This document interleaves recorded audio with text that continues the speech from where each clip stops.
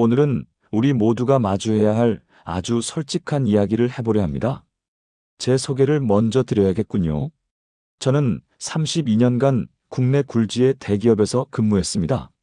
신입사원으로 입사해 임원까지 소위 말하는 성공 가도를 달렸죠. 새벽별 보고 출근의 달 보고 퇴근하던 시절 제 이름 석자가 박힌 명함은 제 목숨과도 같았습니다. 그리고 64세 정년퇴직을 했습니다. 동료들의 박수, 감사패, 꽃다발 화려했습니다. 저는 생각했습니다. 이제 고생 끝이다. 내 인생의 황금기는 이제부터다. 골프도 치고 여행도 다니고 못 읽은 책도 실컷 읽어야지. 그런데 여러분, 그 황금기라는 환상이 깨지는 데는 딱 3개월이 걸리지 않았습니다. 은퇴 후 3개월이 지난 어느 화요일 오전 10시였습니다. 아내는 문화센터에 갔고 자식들은 출근했습니다. 텅 빈 아파트 거실에 저 혼자 덩그러니 남겨졌습니다. TV 리모컨을 만지작거리다 껐다 켰다를 반복했습니다.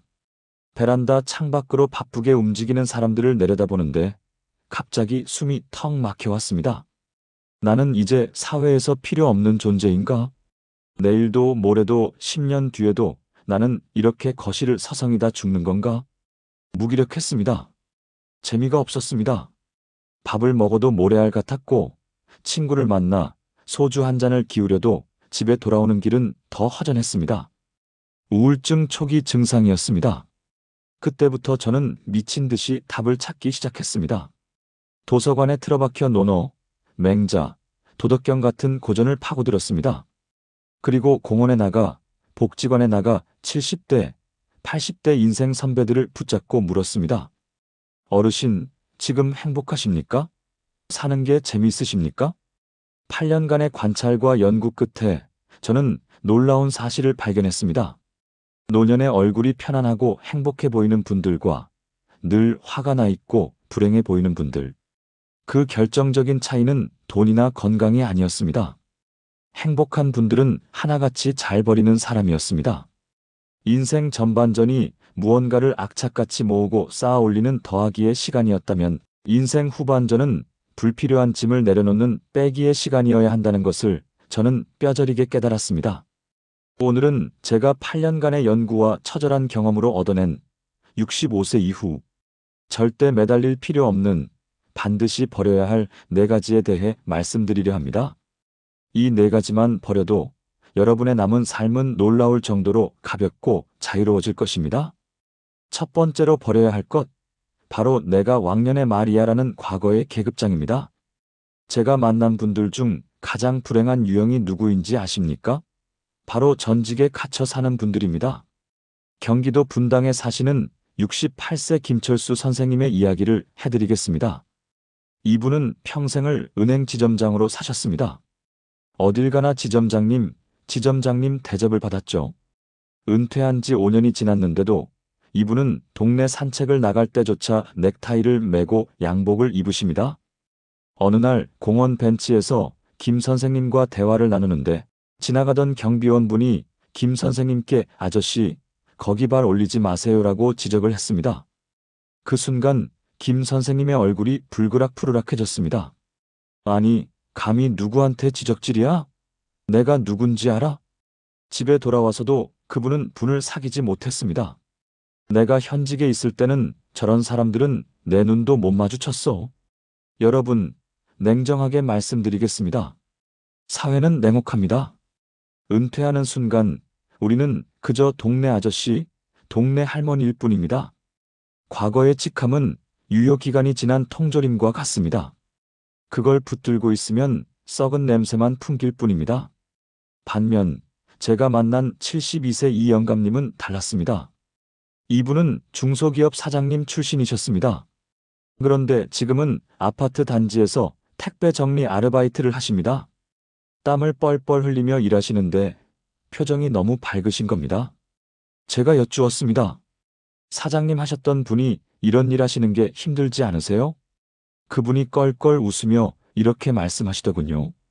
여보게, 사장은 10년 전에 끝났어.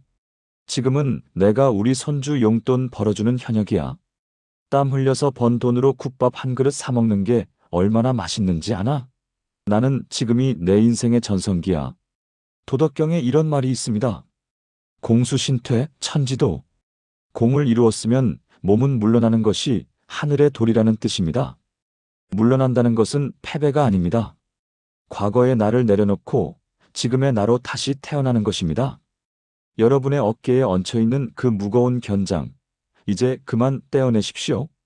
나 왕년의 부장이야, 이사야, 선생님이야 라는 말을 입 밖으로 내지 않는 순간 여러분은 비로소 자유로운 노년의 세계로 진입하게 됩니다. 두 번째, 가장 어렵지만 반드시 해야 할 비움입니다. 자식 농사에 대한 보상 심리를 버리십시오. 이 이야기는 참 아픕니다. 하지만 뼈를 깎는 심정으로 들으셔야 합니다. 대구에 사시는 65세 박 여사님의 사연입니다. 박 여사님은 평생 시장에서 장사를 하며 아들 하나를 의사로 키워냈습니다. 그게 유일한 자랑이었고 삶의 이유였습니다. 아들이 서울에서 개업을 하고 결혼을 했습니다. 박 여사님은 아들이 너무 보고 싶고 며느리 밥은 잘 챙겨 먹는지 걱정되어 김치며 밑반찬을 바리바리 싸들고 예고도 없이 아들 집을 찾아갔습니다. 현관 비밀번호를 누르고 들어갔는데 며느리의 표정이 좋지 않습니다. 아들이 방에서 나오더니 짜증 섞인 목소리로 말합니다. 엄마, 오실 거면 미리 전화를 하고 오시라니까요. 우리도 사생활이 있잖아요. 박 여사님은 그날 밤 서울역 대합실에 앉아 하염없이 우셨다고 합니다. 내가 너를 어떻게 키웠는데 내 입에 들어갈 거 안 먹고 너한테 다 줬는데 어떻게 나한테 이럴 수 있니? 배신감, 서운함, 분노, 이런 감정들이 박 여사님의 노년을 갉아먹고 있었습니다. 여러분, 냉정하게 인정합시다. 자식은 나의 소유물이 아닙니다. 내가 투자한 주식도 아닙니다. 자식은 그저 내 몸을 빌려 태어난 귀한 손님입니다. 손님이 집에 머물다 떠날 때가 되면 웃으며 보내주는 것이 주인의 도리입니다. 떠난 손님이 다시 찾아오지 않는다고 해서 멱살을 잡을 수는 없는 노릇 아닙니까?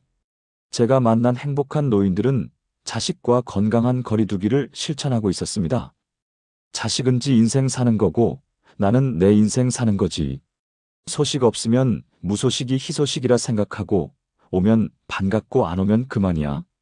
이렇게 마음먹는 순간 자식과의 관계도 오히려 좋아집니다. 부모가 자식에게 매달리지 않고 부모 스스로 행복하게 잘 사는 모습을 보여줄 때 자식들은 부모를 존경하고 더 찾게 됩니다. 내가 너한테 어떻게 했는데라는 본전 생각? 오늘 이 시간부로 쓰레기 봉투에 담아버리십시오. 그 빈자리에 여러분 자신을 위한 투자를 채워 넣으십시오. 세 번째는 의무감으로 유지하는 인간관계입니다. 휴대폰 전화번호부를 한번 열어보십시오. 수백 명, 많게는 수천 명의 이름이 저장되어 있을 겁니다. 그 중에서 지금 당장 내가 아프다고 했을 때 진심으로 걱정하며 달려와 줄 사람이 몇이나 됩니까? 서울에 사는 66세 정 선생님은 퇴직 후 고독이 두려워 온갖 모임에 다 나갔습니다. 동창회, 향후회, 등산 동호회, 전 직장 모임. 일주일에 5일은 술자리에 나갔습니다. 그런데 정 선생님이 저에게 고백하더군요. 시끄러운 술집에서 건배를 외치고 웃고 떠드는데 속은 텅 빈 것 같아. 집에 돌아오는 버스 안에서 창밖을 보면 눈물이 나.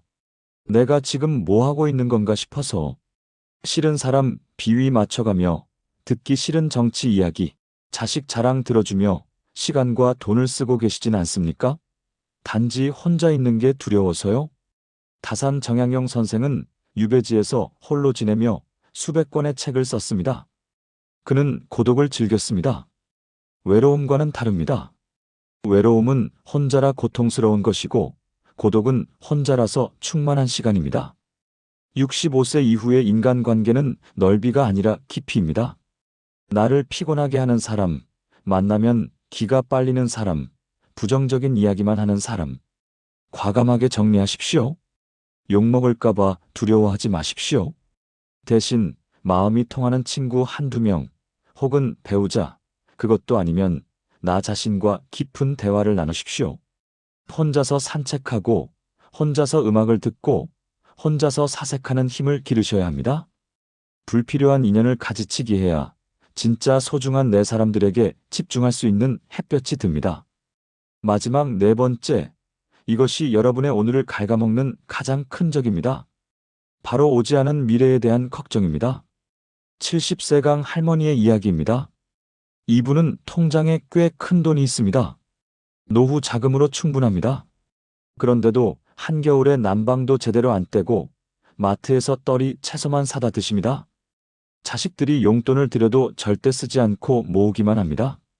이유를 물으면 이렇게 말씀하십니다. 나중에 큰 병 걸리면 어떡해? 나중에 요양병원 가려면 돈 있어야지. 내가 돈 없으면 자식들이 날 무시할 거야. 결국 강 할머니는 평생 나중에만 외치다가 정작 모은 돈은 써보지도 못하고 갑작스러운 심장마비로 돌아가셨습니다. 그 돈, 자식들이 유산 싸움하는 데 쓰였습니다. 얼마나 허망합니까? 노후 준비, 물론 중요합니다. 하지만 노후 걱정 때문에 오늘의 행복을 희생하는 것은 어리석은 일입니다. 연구 결과에 따르면 우리가 하는 걱정의 96%는 일어나지 않을 일이거나 우리가 통제할 수 없는 일이라고 합니다. 내일 아플까봐 오늘 굶는 사람이 어디 있습니까? 10년 뒤에 병원비가 필요할까봐 오늘 친구와 마시는 커피 한 잔의 기쁨을 포기하지 마십시오. 장자는 말했습니다. 형여형, 몸이 가는 대로 그림자가 따른다는 뜻입니다. 현재 내 몸과 마음이 즐거우면 미래라는 그림자도 자연스럽게 따라오는 법입니다. 돈은 쌓아두라고 있는 게 아니라 나를 행복하게 만들기 위해 존재하는 도구입니다. 죽을 때 통장에 남은 잔고는 내가 살면서 누리지 못한 행복의 크기라고 생각하십시오. 적당히 아끼되 나를 위해서는 기꺼이 쓰십시오. 맛있는 것도 사드시고 좋은 옷도 사 입으십시오. 오늘은 다시 오지 않습니다. 사랑하는 시니어 여러분, 오늘 우리는 65세 이후 반드시 버려야 할 4가지를 이야기했습니다. 과거의 계급장, 자식에 대한 집착, 불편한 인간관계, 미래에 대한 불안. 이 4가지를 꽉 쥐고 있던 손을 펴보십시오. 처음에는 허전할 겁니다. 불안할 겁니다. 하지만 그 빈손을 가만히 바라보십시오. 이제 그 손으로 무엇이든 새로 잡을 수 있습니다. 남에게 보이기 위한 삶이 아니라 진짜 내가 좋아하는 취미를 잡을 수 있습니다. 자식의 눈치를 보는 삶이 아니라 배우자와 손잡고 걷는 오붓한 시간을 잡을 수 있습니다. 수많은 인맥이 아니라 나 자신을 사랑하는 시간을 잡을 수 있습니다. 저도 은퇴 후 2년은 지옥 같았지만 이 빼기를 실천한 지난 6년은 제 인생에서 가장 평온하고 자유로운 시간이었습니다. 여러분도 할 수 있습니다. 늦지 않았습니다. 바로 오늘부터 하나씩 내려놓는 연습을 시작해 보십시오. 저는 앞으로도 여러분의 노후를 위해 더 깊이 있는 이야기로 찾아오겠습니다.